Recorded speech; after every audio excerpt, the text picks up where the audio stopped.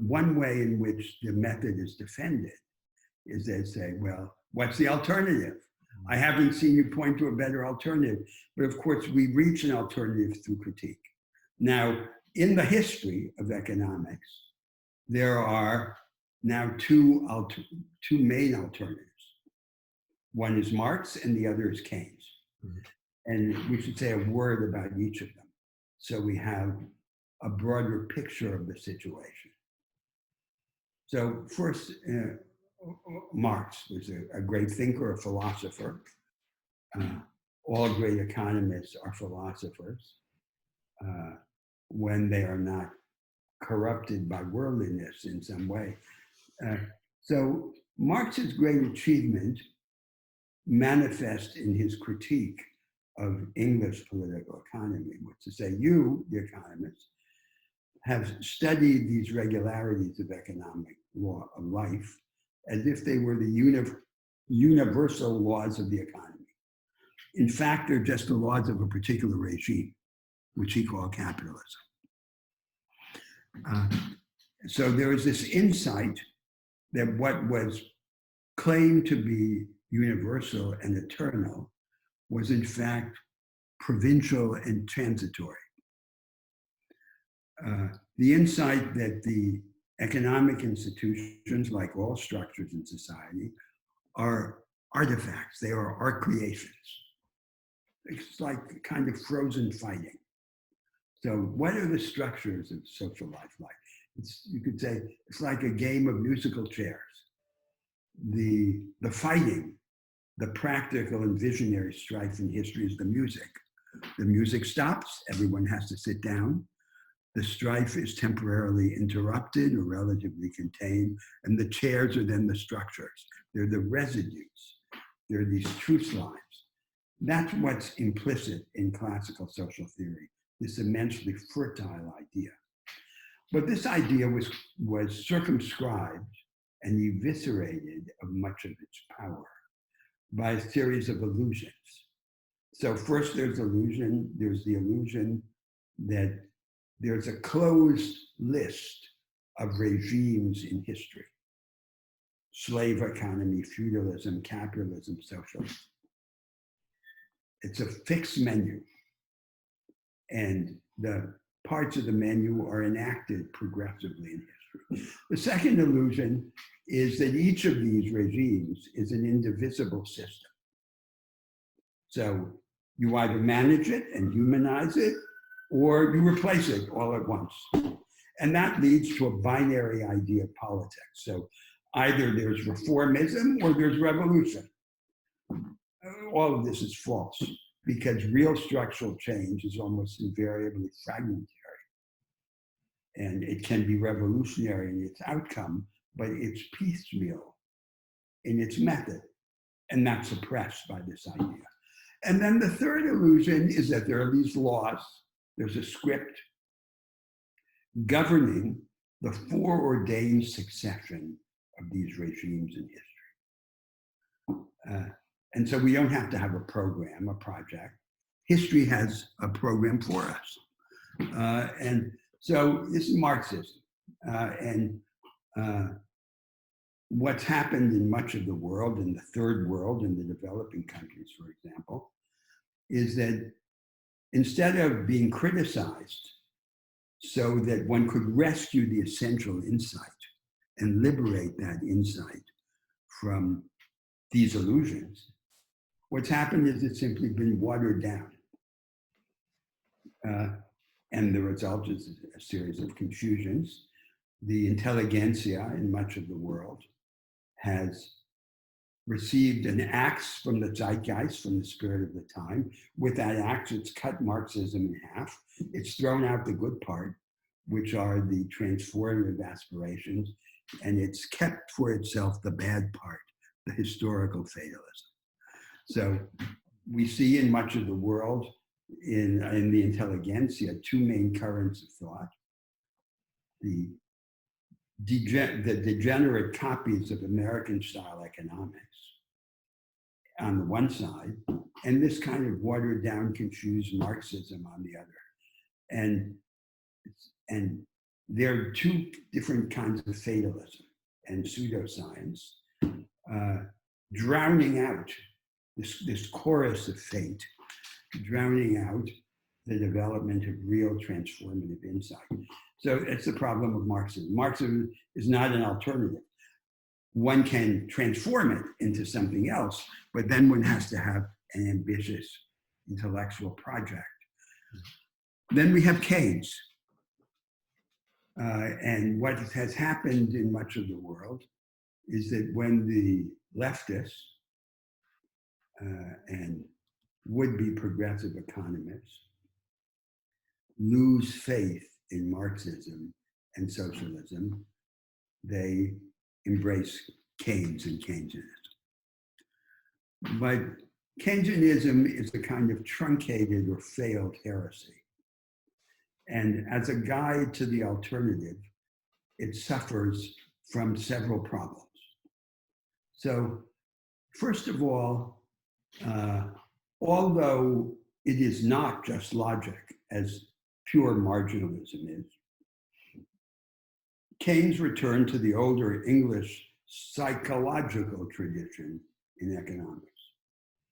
All the crucial variables in his system, the liquidity preference, the propensity to consume, the state of long-term expectations, are psychological variables. There's no institutional vision. There's no vision of structure. Second, there's no account of production. His economic theory is entirely turned to the demand side of the economy, not to the supply side, not to the periodic revolutions in the productive apparatus that so concerned Marx and Smith and the classical predecessors of marginalist economics.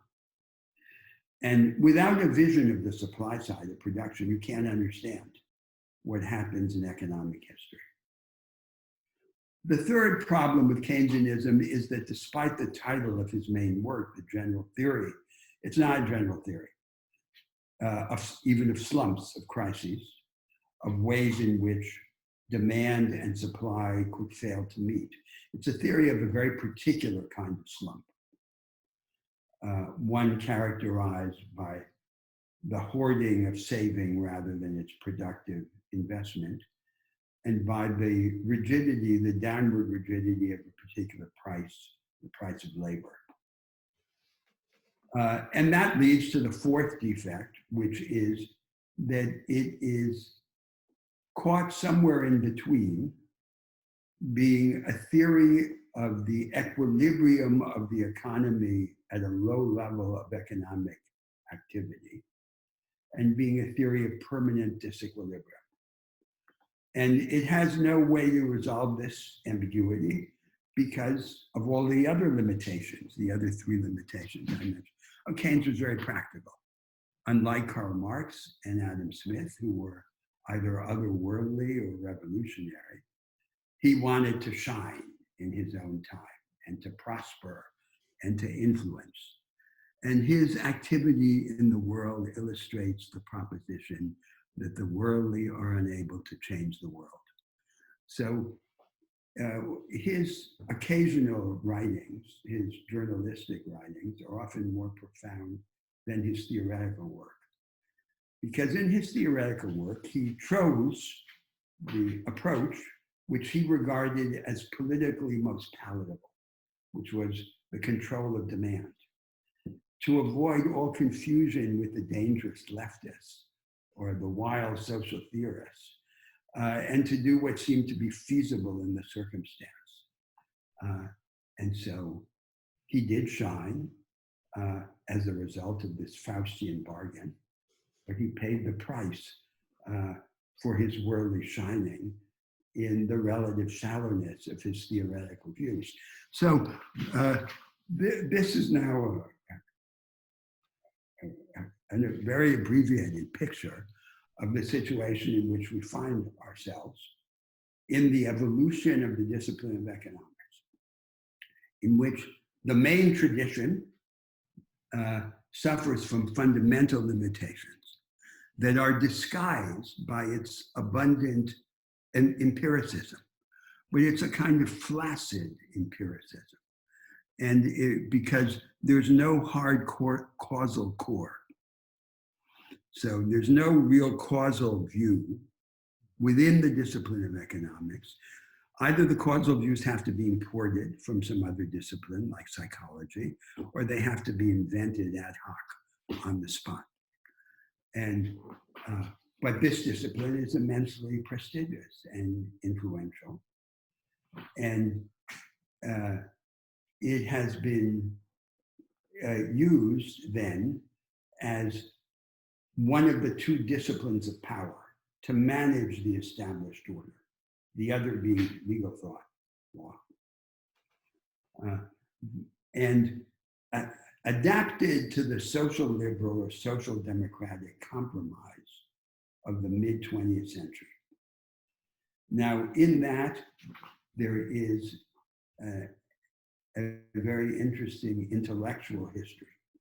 Let's return to the example of Keynes, just so we see. Now, we're not talking about theory, we're talking about real people, these theoreticians, and how they deal with their time.